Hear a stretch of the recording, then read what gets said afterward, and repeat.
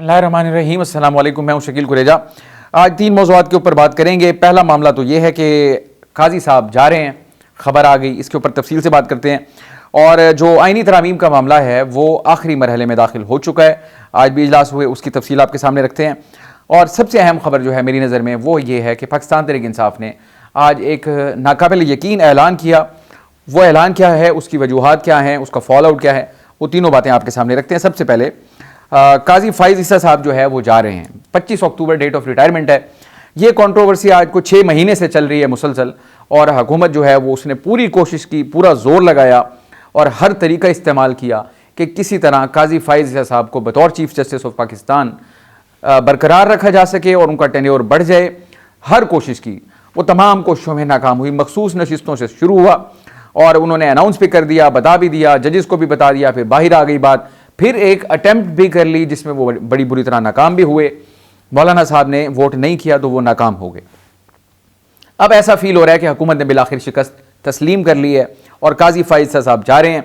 जाने की खबर क्या है, काजी फाइज साहब को सुप्रीम कोर्ट बार एसोसिएशन की जानिब से अलविदाई इशाइये की दावत दी गई, जिसको उन्होंने कबूल कर लिया है।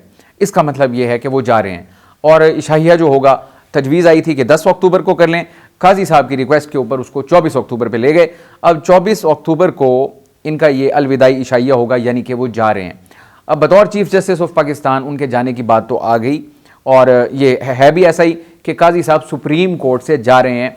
ये एक बज़ाहिर लग रहा है कि मुसल्लिमा हकीकत है इस वक्त तक, लेकिन जो असल हदफ है हुकूमत का वो ये नहीं था।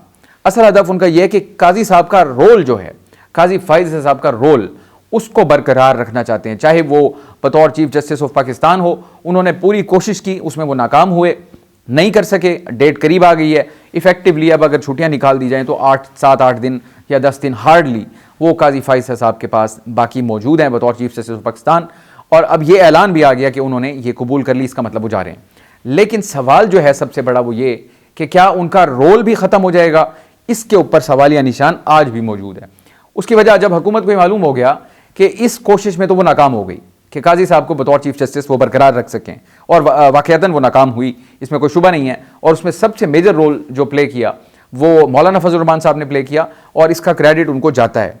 क्योंकि अगर वो वोट कर देते, मौलाना साहब वो अपनी जगह पे खड़े ना होते और वोट डाल देते, तो तरमीम हो चुकी होनी थी, और काजी साहब का एक्सटेंशन का ये जो भी मामला था, मुजवज़ा तरामीम, वो सारी अमल दरामद हो जाता और काजी साहब बतौर चीफ जस्टिस पाकिस्तान बरकरार रहते अपने इस ओहदे के ऊपर। लेकिन जब हुकूमत को ये लगा ये नाकाम हो रहे हैं, उन्होंने इसका एक और यानी इम्प्रोवाइज़ की, अपनी पॉलिसी को चेंज किया, और हदफ हुई है रास्ता बदल लिया। रास्ता क्या बदला?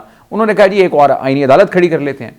आईनी अदालत जो है उसके फिर अलग जजेस जो हैं वो तैनात होंगे, चाहे उसमें रिटायर्ड चीफ जस्टिस को लगा दिया जाए, और उसका इस्तेहकाक होगा वज़ीर आज़म का, और वज़ीर आज़म साहब जो है वो चीफ जस्टिस उस आईनी अदालत का तैनात करेंगे। इसका मतलब ये हुआ कि अगर काजी फाइज साहब रिटायर भी हो जाएं तो उनका जो रोल है उसको बरकरार रखा जा सकता है। ये सारी हाइपोथेटिकल चीज़ें हैं अभी तक। इसी के ऊपर हुकूमत को दबाव का सामना रहा, और जिसकी वजह से ये मामला तवालत इख्तियार करता गया, और 6 महीने से मुसलसल ये चल रहा है। अब इस वक्त भी गवर्नमेंट की ये पूरी कोशिश है कि किसी तरह वो आईनी अदालत बना ले। उसमें मौलाना मुत्तफिक हैं, पीपल्स पार्टी मुत्तफिक है, और नून लीग भी मुत्तफिक है आईनी अदालत के ऊपर। अब जो निटी ग्रिटीज़ हैं उनके ऊपर कुछ मौलाना के तहफ़्फ़ुज़ात हैं। मौलाना साहब का बिलखुसूस ये जो उनकी एक यानी राय है या उनकी तजवीज़ है, वो चाहते हैं कि पर्सन स्पेसिफिक ना लगे ये मामला। मुराद इससे यह है कि काजी साहब उनको काबिल कबूल नहीं है। पर्सन स्पेसिफिक से मुराद यही होगी कि टॉक ऑफ द टाउन है कि हुकूमत काजी साहब का जो रोल है उसको किसी न किसी शक्ल में बरकरार रखना चाहती है।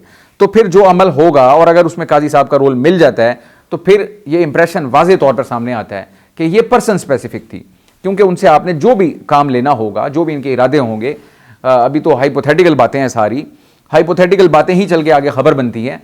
तो ये सारी एक यानी इन लाइन हैं, सिंक हैं आपस में। बहरहाल अगर वो रिटायर होते हैं तो अब सवाल ये है सबसे बड़ा, क्या उनके रिटायरमेंट के बाद जो उनका रोल है इन अफेयर्स में जो इस वक्त चल रहे हैं अदालती मामलात के, वो भी ख़त्म होगा या नहीं होगा? ये इसका मामला तब पता चलेगा जब आईनी तरामीम मंजूर होंगी।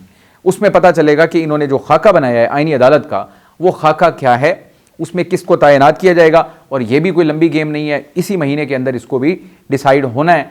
हुकूमत जो है वो इस चीज़ के ऊपर तुली हुई है, हर सूरत 25 अक्टूबर से पहले उन्होंने ये काम करना है। अब अगर 25 अक्टूबर से पहले आईनी अदालत बन जाती है तो फिर ऑब्वियसली वो तैनातियों का जो अमल है वो भी शुरू होगा और ये एक तीर से दो शिकार होंगे। अगर वो काजी साहब को वहाँ पे लगा देते हैं तो नंबर एक उनका रोल बरकरार रहा, बावजूद इसके कि वो रिटायर हुए चीफ जस्टिस की पोजीशन से और मंसूर अली शाह साहब चीफ जस्टिस बने। ये एक हो जाएगा उनका रोल। और दूसरी चीज़ ये होगी, जो आज सुप्रीम कोर्ट को इख्तियारात हासिल हैं वो मुंतकिल हो जाएंगे आईनी अदालत को। तो जो इनके खदशात हैं आने वाले चीफ जस्टिस, मौजूद चीफ जस्टिस से, वो उनको ज़ायल करने में कामयाब हो जाएंगे। लेकिन अब यह भी तजवीज़ सामने आ रही है कि अब जो चीफ जस्टिस की तैनाती होगी तरामीम के अंदर, ये भी मामला यानी तजावीज़ में शामिल है कि वो एक पैनल में से हो, यानी कि 3 अराकीन का पैनल हो, यानी कि नाम तजवीज़ किए जाएँ 3 और उनमें से एक जो है वो चीफ जस्टिस लगाए जाएँ, जैसा कि आर्मी चीफ की तैनाती का मामला होता है। जो इस वक्त नाफिजुल अमल है वो ये है कि जो सीनियर मोस्ट होगा वो चीफ जस्टिस बनेगा, डेट ऑफ रिटायरमेंट आएगी, वो रिटायर हो जाएंगे। तो अगर तो वो पैनल की बात आती है और 3 का ही पैनल आता है तो 2 लोग जो हैं वो तो हुकूमत को, मैं शायद ये कह दूं तो बुरा नहीं लगे, नापसंद हैं या उनको पसंद नहीं करती या उनकी लिस्ट में वो नहीं है। एक हैं जस्टिस मंसूर अली शाह साहब जो इस वक्त सीनियर मोस्ट हैं, आने वाले चीफ जस्टिस हैं अब के कानून के मुताबिक, और तीसरे नंबर पर हैं मुनीब अख्तर साहब। अब अगर 3 का पैनल आता है तो वो इन 2 को तो वैसे ही मेरा ख्याल है, अब ये मतलब ओपन सीक्रेट है, सबको पता है, तीसरे जो आगे सीनियरिटी लिस्ट में जो उस लिस्ट के मुताबिक तीसरे नंबर पे आएंगे वो हैं जस्टिस याह्या आफरीदी। वो मेरा ख्याल है हुकूमत को पसंद है, तो फिर ऐन मुमकिन है। यानी ये अब अंदाज़ा लगाए ना, ये चीज़ें पहले ही अगर अंदाज़ा हो जाए चीज़ों का तो फिर निज़ाम इंसाफ के ऊपर सवालिया निशान कितना बड़ा लगता है कि अगर इस तरीके से तैनातियाँ होंगी। बहरहाल अब हुकूमत जो है वो पर तोल रही है। आज इजलास हुआ तरामीम के हवाले से, आखिरी मरहला उसका शुरू हो चुका है, बीच में SCO आ गई है जिसकी वजह से मामलात में ताद्दुल आ रहा है। बिलावल भुट्टो साहब ने भी बात की, मौलाना फजल रहमान साहब ने भी बात की आज, यानी प्रेस कॉन्फ्रेंस की, और जो इजलास हुआ उसके अंदर तहरीक इंसाफ भी शामिल थी, पीपल्स पार्टी थी, मौलाना थे, बाकी दीगर जमातों के जो नुमाइंदे वो भी शामिल थे। तहरीक इंसाफ जो है उन्होंने अपनी यानी तजावीज़ देने के लिए मजीद वक्त मांग लिया है। इन उनको ऑब्वियसली वो चाहते हैं 25 अक्टूबर जो है कटिंग डेट है, ये गुजर जाए किसी भी तरह, इसलिए वो डिलेइंग टैक्टिक्स यूज़ कर रहे हैं अपने। बहरहाल उन्होंने वक्त मांगा और मौलाना फजल रहमान साहब ने अपनी तजावीज़ जो है वो रख दी उनके सामने, ड्राफ्ट जो है वो एक्सचेंज हो रहे हैं और हुकूमत ने भी अपनी जो तजावीज़ हैं वो आज कमेटी के सामने रख दी। बिलावल भुट्टो साहब ने जो बात की उनका मौक़िफ़ ये है कि वज़ीर कानून साहब ने ये बताया, उनका ये मौक़िफ़ है कि हमारे पास 2/3 अक्सरियत के नंबर मुकम्मल हैं, लेकिन हमारी पूरी कोशिश है और ख्वाहिश है कि इसके ऊपर वसी तर इत्तफाक हो, उसके बाद ही हम ये मामला आगे लेके चलें। अब एक तरफ बिलावल भुट्टो साहब ये बात कर रहे हैं और उसके साथ ही वो ये कह रहे हैं कि अगर वाकई हुकूमत के पास 2/3 अक्सरियत मौजूद है और वो मुश्तरका मुसविदा लाना चाहती है तो ये बेहतरीन काम है, ये बिलावल भुट्टो साहब का। लेकिन अगला जुमला जो है उनका वो ख़ास अहमियत का हामिल है। वो ये कहते हैं लेकिन हुकूमत दीगर सारे काम छोड़कर कब तक इंतज़ार करे कि मुश्तरका ड्राफ्ट बन जाए। अब इसमें बिलावल भुट्टो साहब की जो अपनी इंटेंट है वो आपको नजर आई है वाज़े तौर पर। वो ये कह रहे हैं कि कब तक इंतजार करेगी हुकूमत। अब ये मैसेज मौलाना साहब के लिए भी है। मैं उनकी तरफ आता हूं, मौलाना साहब की तरफ। अब मौलाना साहब ने भी गुफ्तगू की। अब वाज़े तौर पे जब वज़ीर कानून ये कह रहे हैं, उनका अपना भी मौक़िफ़ मौजूद है, उन्होंने नुमाइंदों से बात की मीडिया के, उन्होंने यही कहा कि हमारे पास नंबर 2/3 अक्सरियत के मुकम्मल हैं, लेकिन हमारी कोशिश है वसी तर मफाद में कि एक मुश्तरका ड्राफ्ट आए ताकि उसकी ओनरशिप सारे लोग लें, क्योंकि मुस्तकबिल में डेफिनेटली इसके कॉन्सिक्वेंसेस होंगे। वो चाहते हैं कि इसमें ज़्यादा से ज़्यादा यानी जमातों का और जो फरीक हैं उनका इसके अंदर इनपुट शामिल हो और उनकी इसको हिमायत हासिल हो, ये वो कोशिश कर रहे हैं। नंबर्स का आज भी वो दावा कर रहे हैं, जबकि तहरीक इंसाफ का दावा है कि उनके जो नंबर्स हैं वो उनके पास पूरे हैं और उन्होंने उनको अंडरग्राउंड किया हुआ है। तो फिर हुकूमत कैसे नंबर पूरा करेगी? तो ये सवाल भी अपनी जगह पे मौजूद है। एक तरफ तहरीक इंसाफ कॉन्फिडेंट है कि उनका कोई बंदा नहीं टूट रहा, दूसरी तरफ हुकूमत का मौक़िफ़ है जी हमारे तो नंबर ही पूरे हैं। अब नंबर अगर मौलाना को भी डाल लें, उनके नंबर भी पूरे कर लें, ऐड कर लें, तो उसके बावजूद इनको नंबर्स की ज़रूरत है। कैसे पूरे होंगे ये तो फिर जब वो दिन आएगा और जो वक्त आएगा तब पता चलेगी। अब मौलाना फजल रहमान साहब, उन्होंने भी गुफ्तगू की, बड़ी लंबी गुफ्तगू थी। मैं 1-2 चीज़ें उनकी आपके सामने रख दूँ सिर्फ। उन्होंने ये कहा कि अगर हम अब तक रुके हुए हैं तो इसकी वजह यह है कि हमें हुकूमत का तरमीम का तसव्वुर कबूल नहीं। अब तसव्वुर उनका मुराद यह है कि वो कह रहे हैं कि एक तो इनको जल्दी बहुत है, 18वीं आईनी तरमीम हुई, उसके ऊपर बड़ा तवील अरसा लगा, 9 माह का अरसा लगा और फिर जाके वो तरमीम हुई। इसके अलावा ये अब इसके ऊपर मौलाना कह रहे हैं कि ये चाहते हैं कि 9 घंटों के अंदर ये सारा काम हो जाए, एक ही दिन में इसको लपेट दिया जाए। ये चीज़ मौलाना साहब को कबूल नहीं है। नंबर 2, पर्सन स्पेसिफिक चीज़ें वो भी उनको कबूल नहीं है। फौजी अदालतों का क़याम, उसके ऊपर उनकी रिजर्वेशंस थी। आर्टिकल 8 की जो छेड़छाड़ थी उस पर रिजर्वेशंस थी।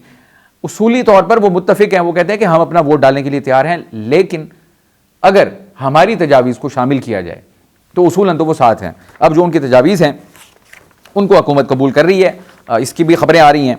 उनकी तजावीज़ में क्या है, वो आईनी अदालत वाला मामला तो है ही है। उनकी तजवीज़ यह है कि एक बेंच भी तो बन सकता है, सुप्रीम कोर्ट का 5 रुकनी या 4 रुकनी बेंच बना दे जो आईनी मामलात को देखे।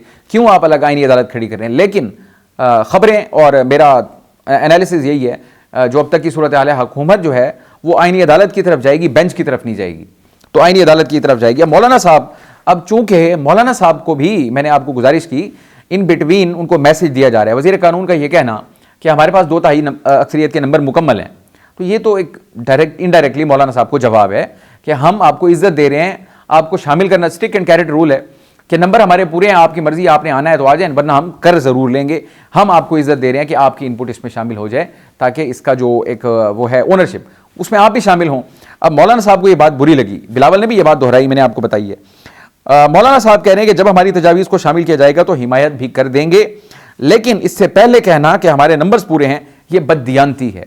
अब मौलाना साहब को ये बात बुरी लगी है, लेकिन मौलाना साहब अंग्रेजी में कहते हैं he is in a fix, यानी वो एक अजीब सिचुएशन है उनकी।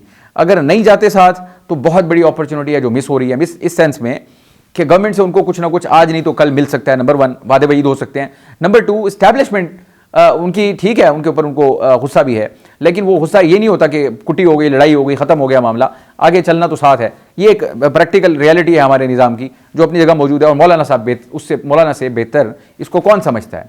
तो मौलाना साहब उनकी नाराज़गी को इस हद तक भी नहीं लेके जाना चाहते, वो इसमें आना चाहते हैं, लेकिन एक वज़न के साथ, एक कद काट के साथ मौका उनको दस्तयाब है, उन्होंने उसका भरपूर फ़ायदा उठाया और अभी भी उठा रहे हैं। तो इसलिए आज उन्होंने ये कहा कि ये वक्त से पहले ये कहना कि हमारे नंबर्स पूरे हैं, ये बददियानती है। वो मौलाना साहब को यानी कि ये बात बुरी लगी, जिसका ये जवाब भी आया। अब आता हूँ इमरान खान साहब का जो सबसे अहम मामला है। आज एक ऐलान हुआ और मेरे लिए वो नाकाबिले यकीन और हैरान कुन था। ऐलान जो था वो था, पाकिस्तान तहरीक इंसाफ की सियासी कमेटी का इजलास हुआ, हंगामी इजलास, और इजलास में फैसला हुआ कि 15 अक्टूबर को उन्होंने डी चौक की कॉल दे दी है कि 15 अक्टूबर को वो डी चौक आएंगे और एहतजाज करेंगे।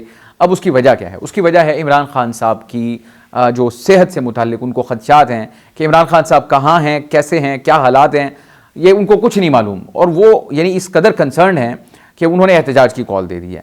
और दूसरी इससे जुड़ी हुई खबर ये है कि इमरान खान साहिबा की हमशीरा नौरीन नियाज़ी साहिबा, उनकी कल इस्लामाबाद हाई कोर्ट में दरख्वास्त दायर हुई थी मुलाकात के हवाले से। आज उस पर समाअत हुई, चीफ जस्टिस आमिर फारूक साहब ने समाअत की और उन्होंने पहले फैसला महफूज किया। महफूज करने के बाद उन्होंने ये हुक्म जारी किया कि जब पाबंदी ख़त्म हो, अब इनकी दरख्वास्त तो इसीलिए थी कि अभी पाबंदी लगी हुई है, लेकिन हमें मुलाकात की इजाज़त दी जाए, और चीफ जस्टिस साहब का फैसला ये आया कि जब पाबंदी ख़त्म हो जाए तो इनकी फ़ौरन SOPs के मुताबिक, जो अदालती SOPs होते हैं, मुलाकात करवा दी जाए। यहाँ पर सलमान अकरम राजा साहब जो कि नुमाइंदगी कर रहे थे, उन्होंने कहा कि अदालत से हमारी इस्तदा है कि बहन और एक डॉक्टर की मुलाकात करा दी जाए। अफवाहें गर्दिश कर रही हैं कि बानी PTI को जेल में कुछ हो गया है, और बानी PTI आम आदमी नहीं, एक बड़ी सियासी जमात के लीडर हैं, लिहाजा इंसानी बुनियादों पर सिर्फ बहन और एक डॉक्टर को मुलाकात की इजाज़त दी जाए। तो अदालत ने ये इस्तदा जो है फौरी तौर पर तो यानी कि कबूल नहीं की, इसका मतलब है मुस्तरद कर दी।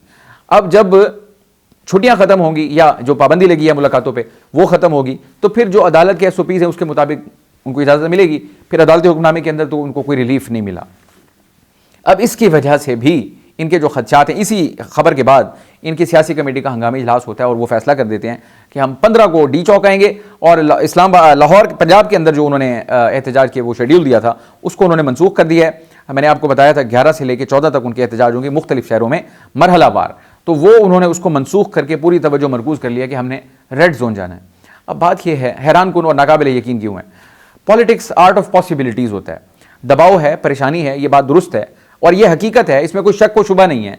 मैंने कल बड़ी तफसील के साथ बताया कि तहरीक इंसाफ को इस वक्त किस तरह तय दर तय प्रॉब्लम्स का सामना है, फ्रॉम इमरान खान टू उनका वर्कर, यहाँ से लेके यहाँ तक को 5 कैटेगरीज मैंने कल की वीडियो में बताई कि किस तरीके से उनको दबाव का सामना करना पड़ रहा है। और मैं समझता हूँ कि गैर जमहूरी अमल है इस हुकूमत की जानिब से, एक जमहूरी निज़ाम के होते हुए, जो भी नाम दें उसको, बहरहाल पपिट हो या कठपुतली कहें, वटेवर कहें, बट एक निज़ाम है। अब उसमें अगर आप ये स्पेस ख़त्म कर रहे हैं, ये भुगत चुके हैं, ये भुगत रहे हैं, फिर आगे ये सिलसिला चलता रहेगा, ये इस हुकूमत के सोचने की बात है।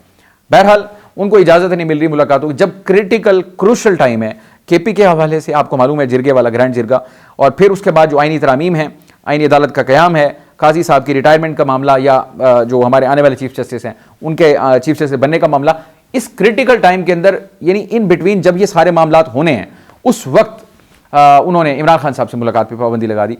तहरीक इंसाफ इस वक्त सटपटा गई है।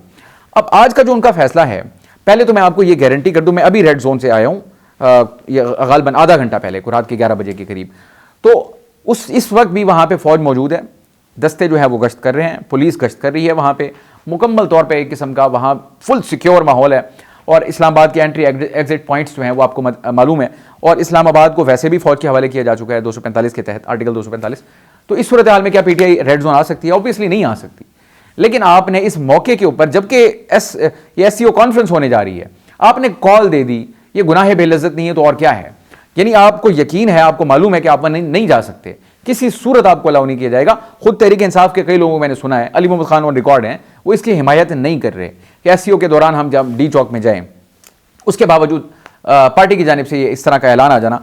आपको मालूम है, तहरीक इंसाफ को मालूम है कि इस वक्त उनके ऊपर बैशिंग हो रही है, 9 मई एंड ऑनवर्ड्स उनके ऊपर यही, यानी कि पार्टी पे पाबंदी लगाने की भी बातें आ गई थी, और आपको क्या कुछ नहीं कहा गया। फिर आपने उनको एक मौका, जिसको कहते हैं ट्रे में रख के बड़े फूलों के साथ सजा के दिया कि लें जी, एक तरफ SCO कॉन्फ्रेंस है एंड उसी वक्त आप कह रहे हैं कि हमने डी चौक आना है, आप आएंगे नहीं, ये गुनाह बेइज्जत है, आपने ऐलान कर दिया।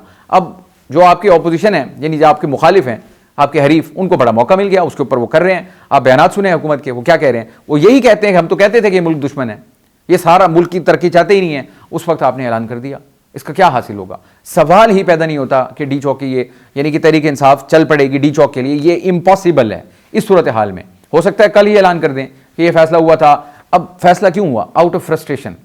फिर गलत फैसले हमेशा गुस्से में ही होते हैं। पार्टी अगर गुस्से में है, खान साहब से मुलाकात की इजाजत नहीं मिल रही, हुकूमत भी ऑब्वियसली वजीद है, सियासत है ना, उन्होंने सियासी कार्ड खेला है और ये तिलमिला उठे हैं और उसमें इन्होंने गलत फैसला कर लिया, हुकूमत उस पर पॉइंट स्कोरिंग करेगी, इसी पे वो अपना बयानिया बनाएगी और वो तहरीक इंसाफ के खिलाफ जाएगा। तो तहरीक इंसाफ को अपनी पॉलिसी के ऊपर दोबारा गौर करने की ज़रूरत है। रवाबित के जरिए इमरान खान साहब की खैरियत मालूम करें। मैं इस्तदा करता हूँ हुकूमत से, हुकूमती नुमाइंदों से, कि आपके इख्तियार में सारा ठीक है, अगर वो मुलाकात नहीं कर सकते तो आप ही एक बयान जारी करवा दें जो अंदर मुलाकात हुई कि इमरान खान साहब खैरियत से हैं, सब कुछ ठीक है, जेल में मौजूद है, कुछ ऐसा तरीका निकाल दें कि उनकी तसल्ली हो जाए। उम्मीद है कि हुकूमत इसके ऊपर गौर करेगी और तहरीक इंसाफ के जो जायज़ कंसर्न्स हैं खान साहब की सेहत को लेकर, उनको वो ज़रूर एड्रेस करेगी, ताकि वो अपनी ये कॉल जो है, आएंगे नहीं लेकिन कॉल को वो बाज़ाब्ता तौर पर वापस ले लें। अदरवाइज़ ये सूरत हाल जो है बड़ी ख़राब हो जाएगी, मुल्क के लिए भी और निज़ाम के लिए भी और सियासी जमातों के लिए, बिलखुसूस पाकिस्तान तहरीक इंसाफ के लिए। बहरहाल आज के लिए इतना ही। आप हमारे वीडियोस को लाइक कर सकते हैं, चैनल को जरूर सब्सक्राइब करें, अपना फीडबैक कमेंट के जरिए आप हमारे साथ शेयर कर सकते हैं। इजाज़त दीजिए, अल्लाह हाफिज़।